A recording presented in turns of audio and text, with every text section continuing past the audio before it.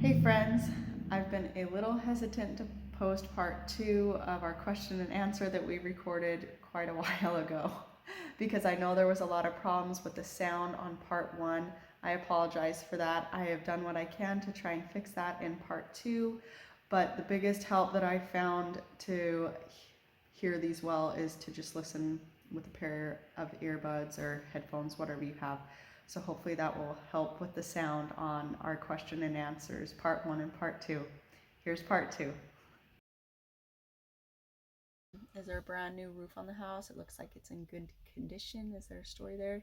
It did look pretty new to us online as well, but someone in town told us it got put on there like 10 or 15 years ago. So it's definitely not a brand new roof. The But it's in plywood in the pretty good back says condition. '06, so maybe they put it on when they redid the wall.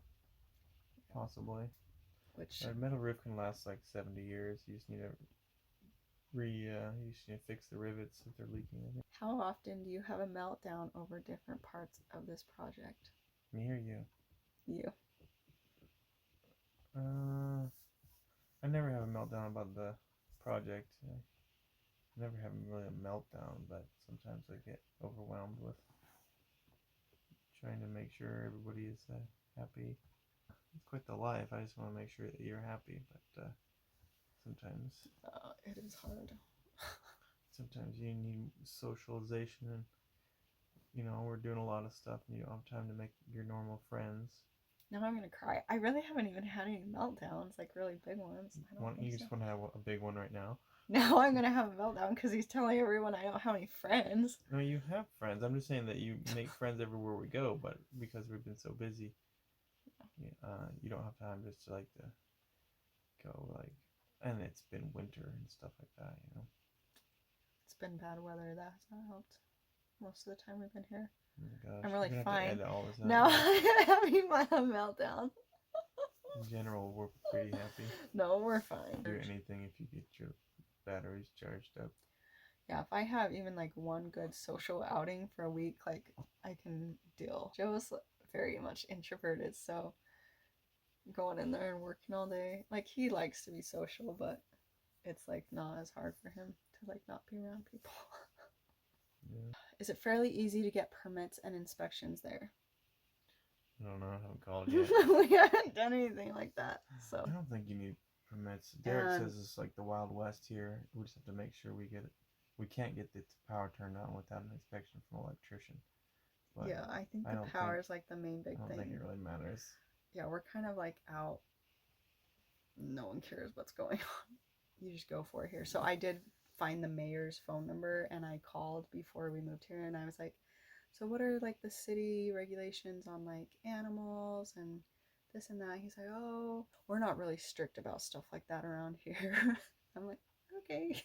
So pretty much we can do whatever we want. Are we going to have it be safe? Obviously, we don't want our house burning down. We don't want sewer backups. I don't think most of the houses here are safe. They're not up to code. We wanted the house next to us and the upstairs floor bounces. So, yeah. People are used to it around here. Okay, will we be redoing any of the wiring or plumbing? Yes, all of it. There's no wiring and plumbing in the house right now. There's never even been city water to the house, and the sewer. I got to do a whole separate video on just the sewer situation that we've been dealing with for the past 3 months and will continue to deal with. Yeah, that's gonna be fun. Yeah. So yes, all the plumbing, we are going to have to ditch witch like new pipes from the city water line at the street into the house. We're going to have to learn about what a P-trap does and how to put it in. A P-trap? Like P-E-E? Isn't that what they call it? They call it a little loop to make sure none of the sewer smell comes up. It's called a P-trap. So, we'll need a few P-traps and we'll be good, I think. Has the lead paint been verified? What's the process for getting rid of it? She just got over it and we power wash it all over the house.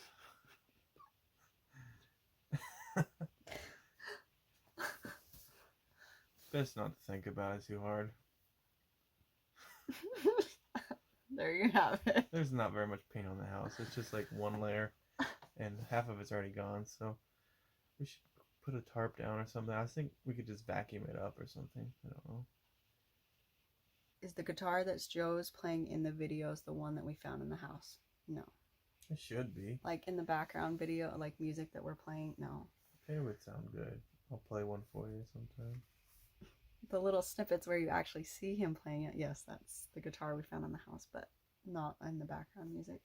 What are the safety standards for being in tornado country? Pray. There's a shelter, like our neighbors across the street have a shelter. There's a little church in town that is like the official like shelter here in town, in the basement. We have a big oil drum I want to bury in the ground. Yeah, we're trying to figure that out, where that would go on our property, because there are some sketchy storms here.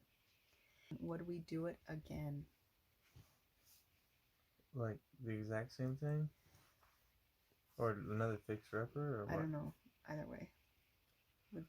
Yeah, I mean, I haven't finished it yet, so I can't really answer that. But I mean, I think I've been having fun. I think for me, it would have to be like the right house, and probably would have to be led by God, and also probably wouldn't do it again with a 3-year-old and a 1-year-old. It's so hard. Yeah, I mean, if we're gonna do another fixer-upper, I'd probably I don't know, I'd like a few guys just to get it done really quick or something. It's not as wood. Or at least like if you were by family, had like help with childcare and things like that. That would be another thing. Yeah. Would we do this one again? Like I said earlier, like if I had seen it first in person, I may have not done it. I think we got lucky. Yeah, like I said, I think we were. Floor's God good. really blessed us. The roof's good. The shiplap and all the. I mean, the plaster's not that good, but you know, we fixed it. And then there's no bad piping because there's no piping.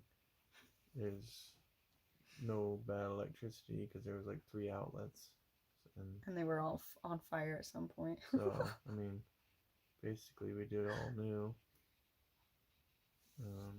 I don't know. You can think of anything as a blessing or a curse. I wanted this to be like a good experience, and so I really try to keep a positive mindset about it.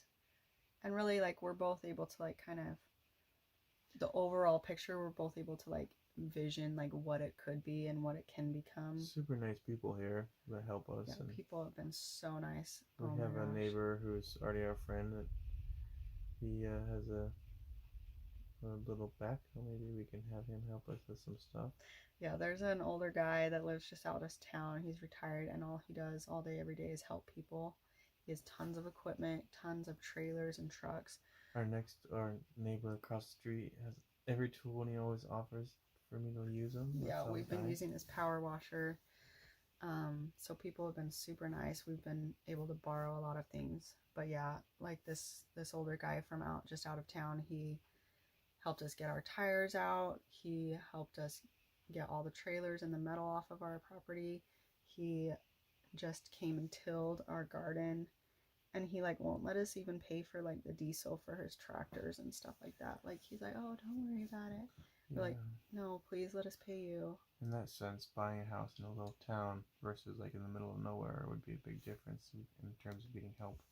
Because people are very helpful in little towns. Which it goes to the next question is, what have the neighbors done to express their gratitude for improving the neighborhood? I mean, I think that the neighbors across the street, they're really grateful. They're like, you're going to help our property value so much. I think people just like new life in little towns like this.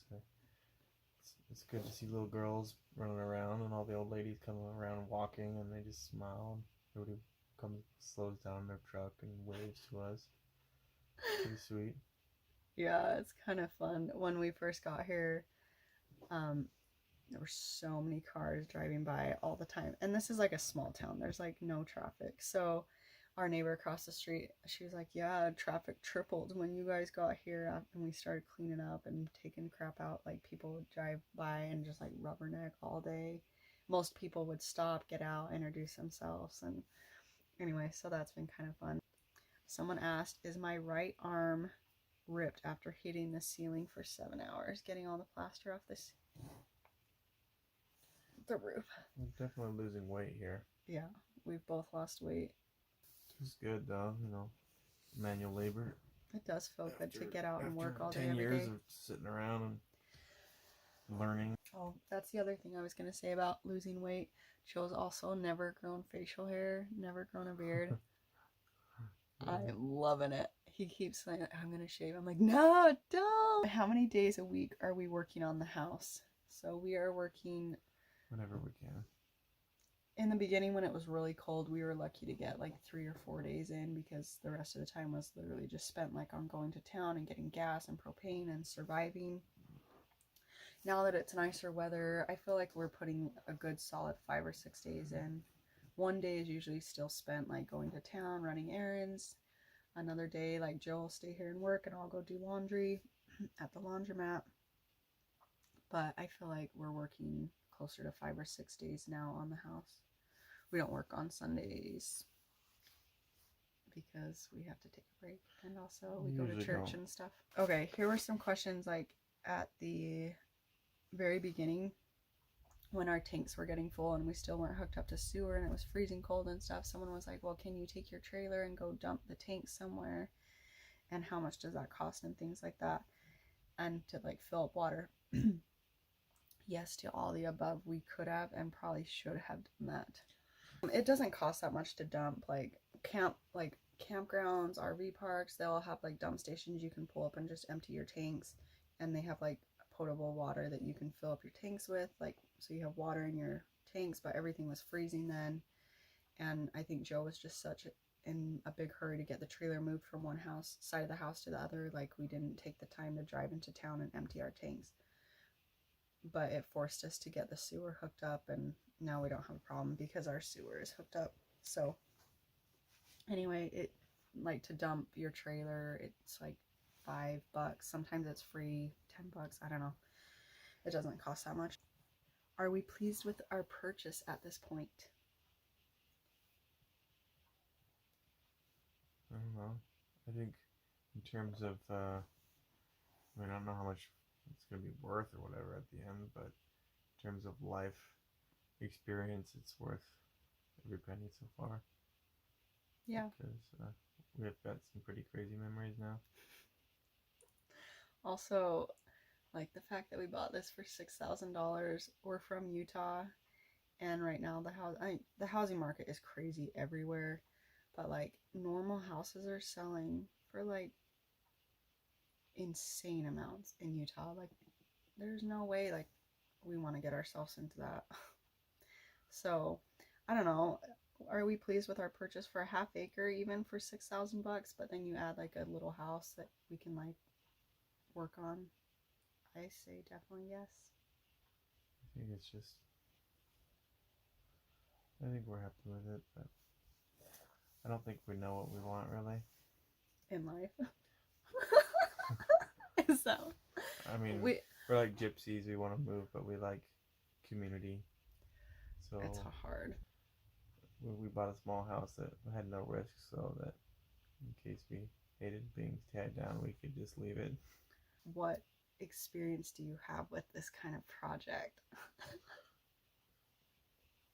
I've got about 9 weeks of it. I think the question is, what experience or qualifications will we not have by the end of it? Right? I don't know. Do you have to have qualifications to do stuff in life? I don't know. You can learn anything on YouTube. Literally, like anything Joe needs to learn how to fix. He just watches YouTube for a while, figures it out, and then he goes and does it. I don't know. It just takes work. Like, it's just hard work. So yeah, if you anyway, don't enjoy learning about it, don't know. YouTube University. What was the question? What experience do either of you have with the with this sort of project? None. I mean, I fixed a leaky sink here and there. My grandpa was a carpenter. His grandpa was a farmer. I don't think I ever realized I just feel how much like I like being a handyman until later in life.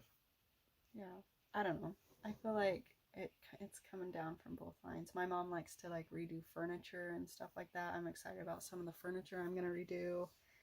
I've done a lot of okay. Here's our background qualifications. We both took woodworking in high school, and I have painted quite a bit. I know how to paint well. So, bring on the painting. I got no qualifications.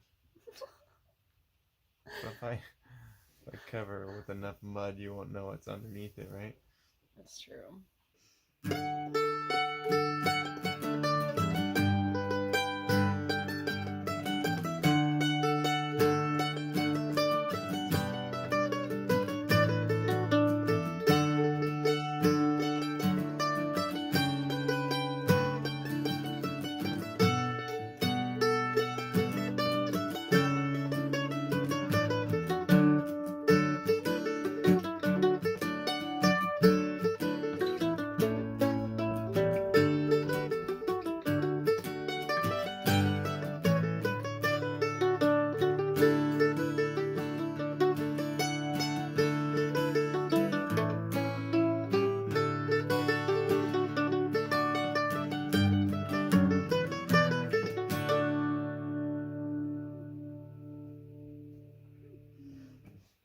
Thanks for watching, everyone. We'll see you on our video next week. Thanks for watching, everyone. We'll see you soon. Seriously, this Get off. beard is really doing something for me.